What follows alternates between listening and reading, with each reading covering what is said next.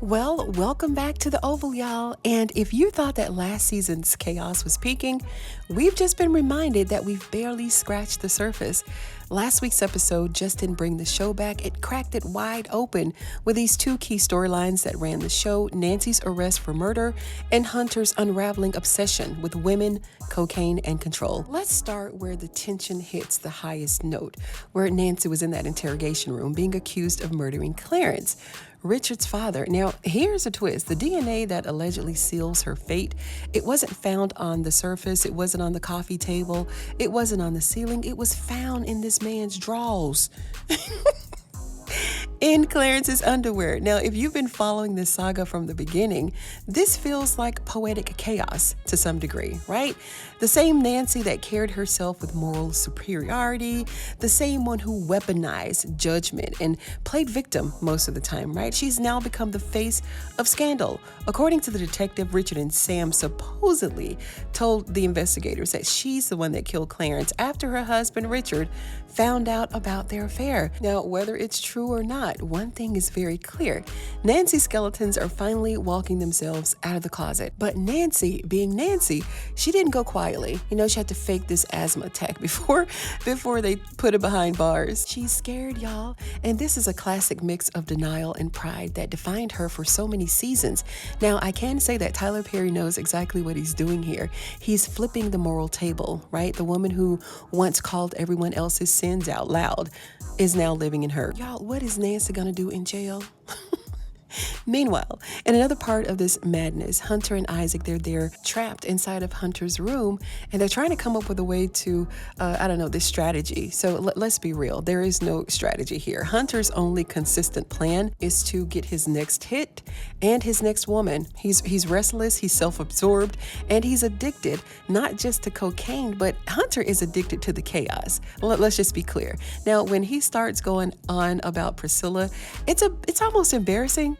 Right? I mean, he's not even pretending anymore. He's openly obsessed, talking about her like she's an unobtainable fantasy. And then he drops the bomb. He called her a CIA agent who's only out for herself. Now, that's the kind of twist that feels both reckless and calculated. And if it's true, we may be in for some type of dramatic changes this season. And we determined this a few seasons ago, though, with her and Richard. Her and Richard are both CIA agents. And I think that Priscilla is Richard's boss in the CIA.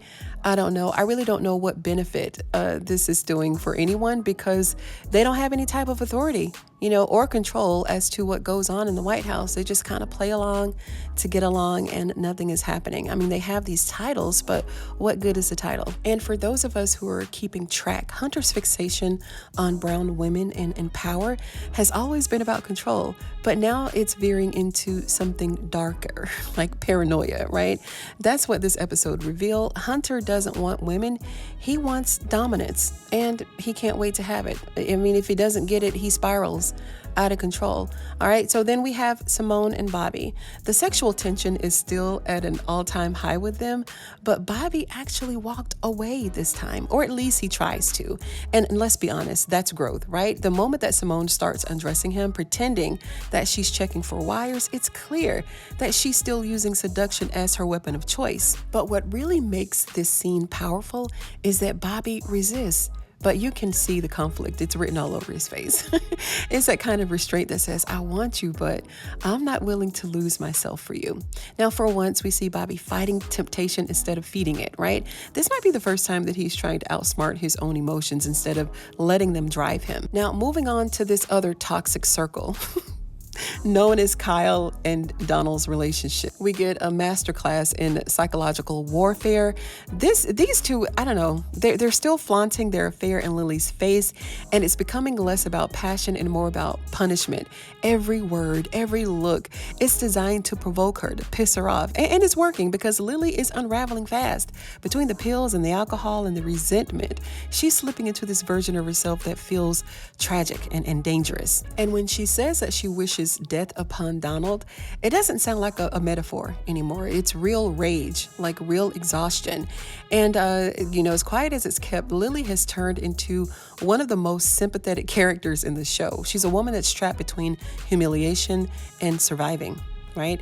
And just when we think that Donald couldn't get any more manipulative, he sends Alan out on this mission to gather intel from one of his informants, so to speak. But the setup is so obvious that it hurts. Alan is being played, and everybody can see this. Everybody except him.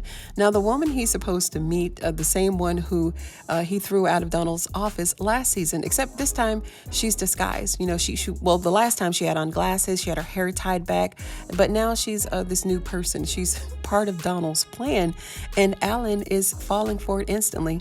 You know, hook, line, and sinker. But this is a classic moment in Oval writing. You know, it's power disguised as seduction, manipulation wrapped in desire. It's the constant reminder that in this universe, no one just flirts. They scheme and they plot against each other. Back at the Hallsen house, Richard is left cleaning up Nancy's mess, literally and emotionally, and Sharon is still there trying to help, trying to reason with him, urging him to hire a lawyer for Nancy. But Richard's done. He's broken, he's bitter. And Richard's pain is very real. It's very authentic, right? He's a man who once believed in loyalty, now realizing that love doesn't always protect you from betrayal. Now, the whole Hallsen household has turned into this reflection of consequence. Sharon's pleading, Dale's being questioned about his new car, and the air is thick with secrets, right? It tells us that he's connecting the dots, right? And those dots aren't leading anywhere good. He knows that she really spent all of his money, like every penny of it. And then just when you think it's all over, Jason makes his eerie return. Now, I can tell you that I fell asleep on this episode. And when I woke up, Jason was in his closet going through this secret passageway. And I really don't know what the hell it is. I'll talk about it later though, okay? But this episode, it wasn't about events, so to speak. It was more about reversals. Nancy's downfall, it mirrored the very betrayal that she tried to weaponize, right? Hunter's strategy exposed his own weaknesses. Simone's seduction backfired into self-exposure. Lily's vengeance turned inward, and Donald's control began to look more like desperation.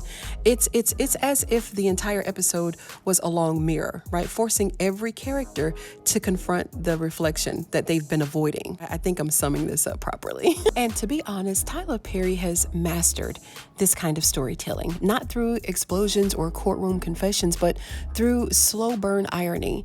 Like what Nancy wanted for Richard, humiliation and regret, is exactly what she got.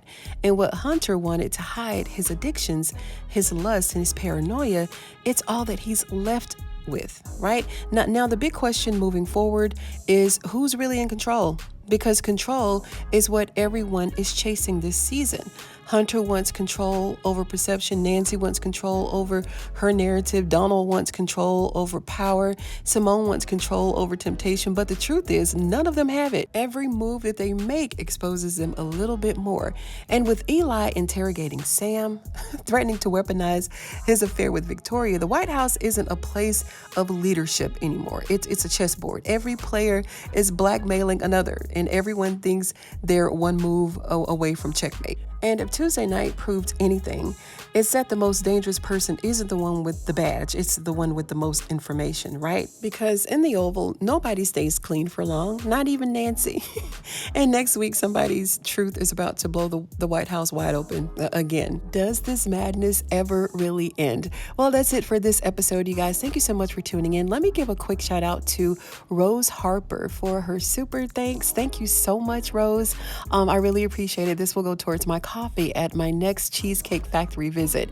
We went there yesterday and we had a blast. So thank you so much, Rose. Thank you so much for anyone who's given us super thanks. I think I kind of caught all of them and I highlight you here because you don't have to do that. And I appreciate it. And I want you to know that I appreciate it. Okay, so if you like this video, go ahead and give it a thumbs up. You know, I'd appreciate it. And if you're a fan of the Oval like I am, then go ahead and sub to this channel for more videos just like this one. Thank you so much for tuning in today, you guys, and enjoy the rest of the weekend. I'm going to see you on the next one.